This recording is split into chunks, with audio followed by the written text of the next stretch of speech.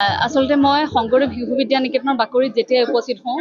স্বাভাৱিকতে মোৰ মনটো ক'ৰবাত অকণমান অন্য প্ৰান্ততকৈ এই অনুষ্ঠানখনিত উপস্থিত হ'লে মই অকণমান সুখী বেছিকৈ হওঁ এইবাবেই কাৰণ মোৰ আৰম্ভণিয়ে শংকৰদেৱ শিশু বিদ্যা নিকেতনত মই শংকৰদেৱ শিশু বিদ্যা নিকেতনৰ এগৰাকী প্ৰাক্তন ছাত্ৰী গতিকে মই মোৰ নিজৰ ঘৰখনলৈ ঘূৰি অহাৰ দৰে হয় গতিকে খুব গৌৰৱান্বিত আৰু সুখী অনুভৱ কৰোঁ আৰু মই ভাবোঁ যে অসমৰ বাবে শিশু শিক্ষা সমিতি আগবঢ়োৱা শংকৰদেৱ শিশু বিদ্যা নিকেতন এক উপহাৰ আৰু যি উপহাৰ আগতেও জিলিকি আছিল এতিয়াও জিলিকি আছে আৰু আমি ভাবোঁ যে সৰ্বতোকালৰ বাবে অসমত সদায় শংকৰদেৱ শিশু বিদ্যা নিকেতন জিলিকি থাকিব য'ত স্বদেশ স্বজাতি আৰু মাতৃভাষাক সন্মান কৰিবলৈ শিকোৱা হয় শিপাডালে আমাৰ সেয়া গতিকে ঘাই শিপাডালত উপস্থিত হৈ আজি খুব সুখী আৰু গৌৰৱান্বিত অনুভৱ কৰিছোঁ শংকৰদেৱ শিশু বিদ্যা নিকেতন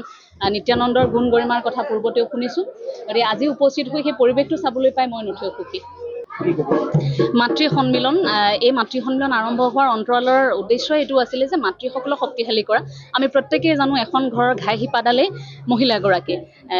নেপোলিয়ন বোনাপাৰ্টে কি কৈছিল যে মোক তোমাৰ ভাল সন্তানগৰাকী দিয়া মই সমাজখন উপহাৰ দিম গতিকে এখন ভাল সমাজত সেই সন্তানগৰাকীৰ ভূমিকা ক'ৰ পৰা আৰম্ভ হয় মাতৃৰ পৰা আৰম্ভ হয় গতিকে শিশু শিক্ষা সমিতি অসমে শংকৰদেৱ শিশু বিদ্যা নিকেতন উপহাৰ দি তাত মাতৃসকলক অন্তৰ্ভুক্তি কৰাই মাতৃ সন্মিলন আৰম্ভ কৰিছিল প্ৰতিগৰাকী মাতৃৰ যাতে সবল নেতৃত্ব থাকে এখন সমাজৰ সন্তানক গঢ় দিয়াৰ ক্ষেত্ৰত গতিকে তেনে ক্ষেত্ৰত সেই মাতৃ সন্মিলনৰ ভূমিকা আমি নুই কৰিব নোৱাৰোঁ প্ৰতি মুহূৰ্তত দেখিছোঁ গতিকে আজি অকণমান ইয়াত উপস্থিত হৈ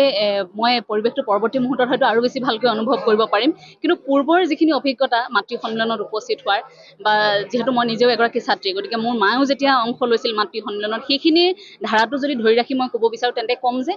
সেই ধাৰাটোৱে মহিলাসকলক শক্তিশালী কৰাৰ ক্ষেত্ৰত এক সৰ্বশ্ৰেষ্ঠ পদক্ষেপ মাতৃসকলক সংযোজন কৰাৰ ক্ষেত্ৰত আৰু UCCৰ কথা কেৱল UCC বুলিয়ে নহয় অসমত আমি ভাৰতবৰ্ষত জীয়াই থকাৰ প্ৰেক্ষাপটত যদি মই কথাখিনি কওঁ তেন্তে ভাৰতবৰ্ষত নাৰীৰ স্থান কেনেকুৱা সেয়া নতুনকৈ হয়তো ভাৰতবৰ্ষৰ নাগৰিকক সোঁৱৰাই দিয়াৰ প্ৰয়োজন নাথাকে গতিকে আমি সেইখন দেশৰ নাগৰিক যিখন দেশত নাৰীক সদায় দেৱীৰ স্থান দিয়া হয় গতিকে তাত নাৰীক সন্মান কৰি এই ধৰণে UCC আৰম্ভ হৈছে গতিকে সেইটোৰ বাবে স্বাভাৱিকতে এগৰাকী ভাৰতীয় নাৰী হিচাপে আৰু অসমীয়া নাৰী হিচাপে সুৰক্ষা কৱচ বুলি ভাবি আমি তাক গ্ৰহণ কৰিছোঁ আৰু আশা কৰিছোঁ যি ধৰণে আগবঢ়াই নিছে সেই ধৰণে কিন্তু যাতে প্ৰতিগৰাকী নাৰী ফলপ্ৰসূ হয় তাৰ পৰা যাতে সেই সুবিধাটো প্ৰত্যেকগৰাকী নাৰীয়ে যাতে আদায় কৰিব পাৰে এদিন আৰম্ভ কৰি তাৰ পিছদিনা মানে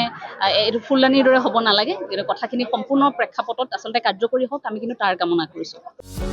যিকোনো খবৰৰ বাবে যোগাযোগ কৰক আমাৰ এই নম্বৰত 9181 307 2221